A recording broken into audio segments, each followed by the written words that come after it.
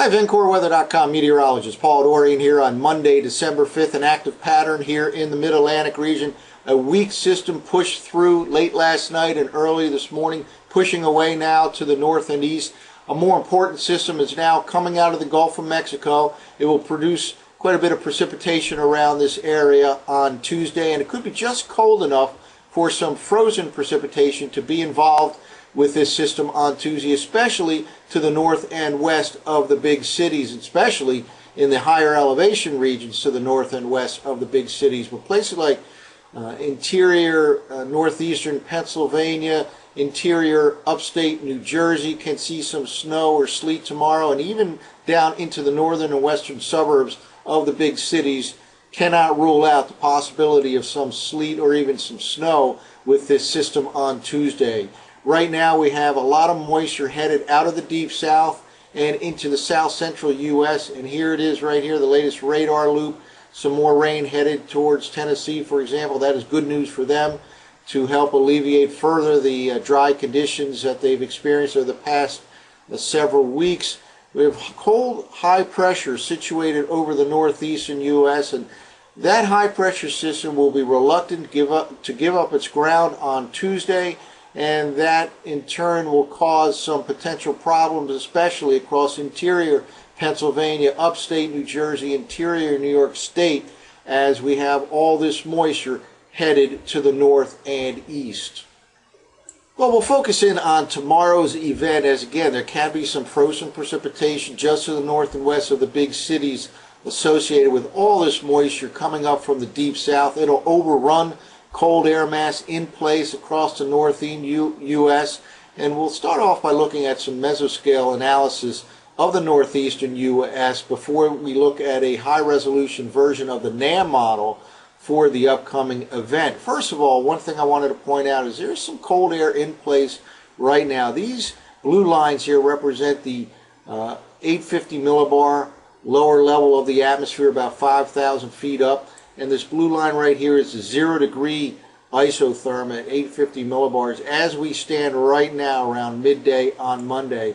And again, it's pretty cold air all the way down into the I-95 corridor, just to the north of D.C., just to the south and east of the Philadelphia metro region. Lots of cold air in place, and again, high pressure is situated over the northeastern U.S. So all this moisture will overrun this cold air at the surface. There'll be some evaporative cooling at the onset, which could drop the surface temperature several degrees at the onset of the precipitation.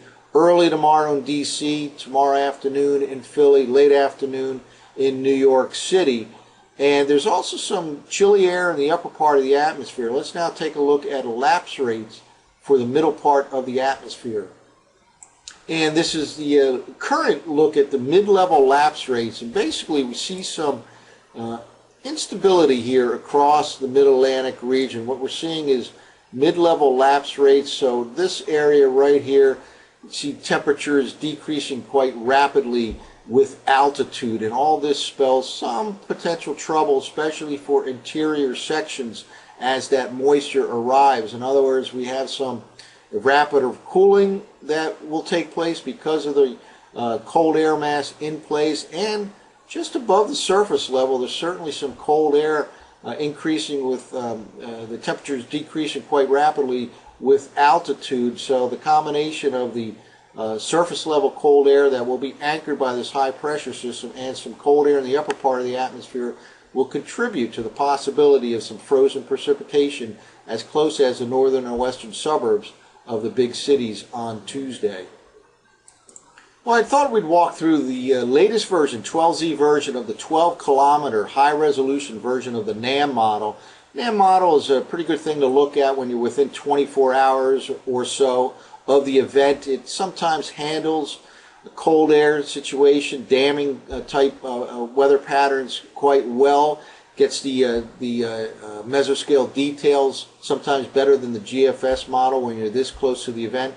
So I wanted to focus in on this 12-kilometer version of the NAM model. This is the forecast map for tomorrow morning, Tuesday morning at 12Z on Tuesday. First of all, high pressure situated here over the northeastern part of Pennsylvania. Again, this is anchoring a pretty chilly air mass in place, and a wide area of precipitation is pushing in from the southwest to the northeast. On this particular map, all the snow shows up as blue, the heavier rain in yellow, and the normal intensity rainfall in green. So notice here right off the bat, early in the day across interior sections of Pennsylvania and not too far to the north of the DC metro region, there's some frozen precipitation. We'll kind of walk through this on an hourly basis. The 12-kilometer NAM version. Let's just push ahead here and inch ahead hour by hour. And there's the high pressure system hanging tough here. It's reluctant to give up its ground. This is 2 hours later. Let's keep pushing ahead here hour by hour. And notice that high pressure still there in place. Now we're into midday on Thursday.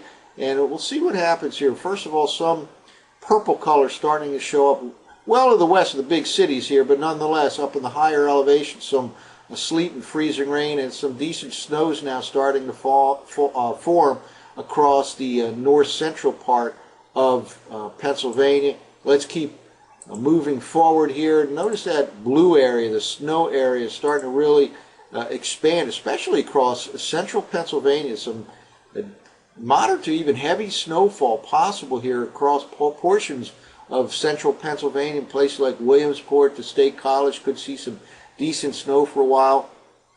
Still primarily rain in the immediate I-95 corridor, but you don't have to go too far to the north and west of the big cities to perhaps see some frozen precipitation. Notice again here, and this is later tomorrow afternoon, high pressure still situated to the north and east. Again, quite reluctant to give up its ground.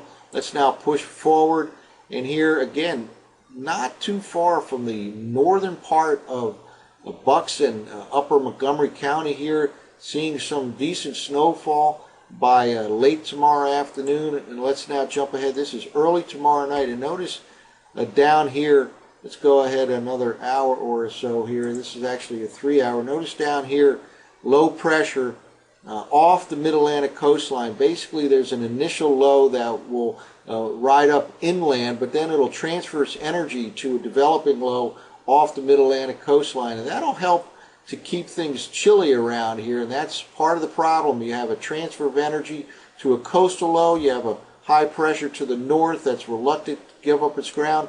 You won't have to go too far to the north and west of the big cities to see some sleet or snow. It's just something we'll have to monitor during the day on Tuesday. But again, frozen precipitation on the table at times on Tuesday, not too far to the north and west of the big cities. Later in the week, the coldest air yet arrives. It begins to arrive on Thursday with an increase in the northwest wind, but really by Friday it'll be in full place here. But the brunt of it will be in place here on Friday, and high temperatures Friday and Saturday will be hard-pressed to get out of the middle 30s, perhaps the upper 30s, in and around the D.C., Philadelphia, New York City metro regions.